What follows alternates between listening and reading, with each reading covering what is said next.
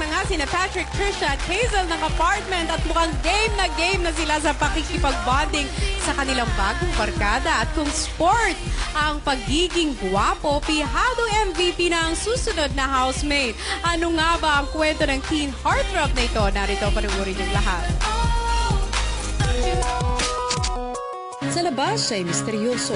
At kahit na madalas tahimik, nilalapitan at pinapansin pa rin ng iba. Palibhasa, mapa Amerika o Pilipinas, natatangi ang itsura niya. Siya si Ivan. Half Irish, half Pinoy na lumaki sa Los Angeles, Amerika, kung saan maraming Pinoy din ang nakakasalamuha niya.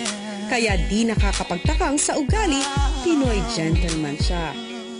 At ngayong malapit na magwakas ang pagka-teenager niya, kasabay ng pagyakap sa dugong Pinoy ay ang pagsagot sa maraming katanungan niya sa buhay, sa relihiyon, sa pag-ibig, at sa gusto niyang gawin sa hinaharap. Isa-isa niyang sasagutin lahat. Di man niya kasama ang pamilyang malapit na malapit sa kanya, kakayanin daw niya ang bagong buhay na papasukin niya. Siya ang striking stud ng Rizal, Ivan.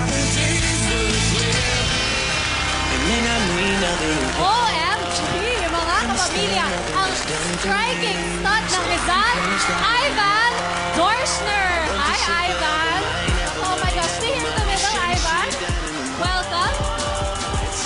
Grabe. Nagtitilian lahat ng Na-excite tao. sila kay Hi, Ivan. Ivan. Ivan, ilang taon ka na? How old are you? 19. Do you speak Tagalog? I understand a lot, and I'm learning every day. O sige, kausapin kita Tagalog. Dapat masanay ka mag-Tagalog. 19 na si Ivan. Ivan, nakailang girlfriend ka na? Wala. Wala? Pero I'm sure may mga dinate kang babae nun. Special friends? Meron. Meron. Kasi kaya namin tinatanong, alam niyo ba sa tarang buhay ni Ivan ay never pa siyang nag-I love you sa isang babae. Madaming nag-I love you dito ngayon. Eh dito, ang dami na nag-I love you sa'yo. Lumabas ka pa lang, ay, mahal na kita. Kasi kailangan na... Bakit napaka-importante sa'yo ng word na I love you na hindi mo mabitawan sa isang babae? Kasi? Kasi kailangan na Hindi. Sige na nga, you can speak English. Go. Go. She has to mean a lot to me. It's a big thing for me. I guess I have to really know her well for me to say I love you to her. Wow, she really needs to mean a lot to him. Sige na nga, tingnan natin. Baka mamaya mapa-I love you ka sa loob ng bahay ni Kuya Biak. Ivan, say bye to everyone because we will bring you inside the house. Come, Ivan, turn around. Nako, Ivan, ngayon pa lang kahit hindi ako si Kuya, gusto kita bigyan ng task. Kailangan sa loob ng bahay matuto ka mag-Tagalog, okay? Paglabas mo, nagtatagalog ka na. Sige, okay?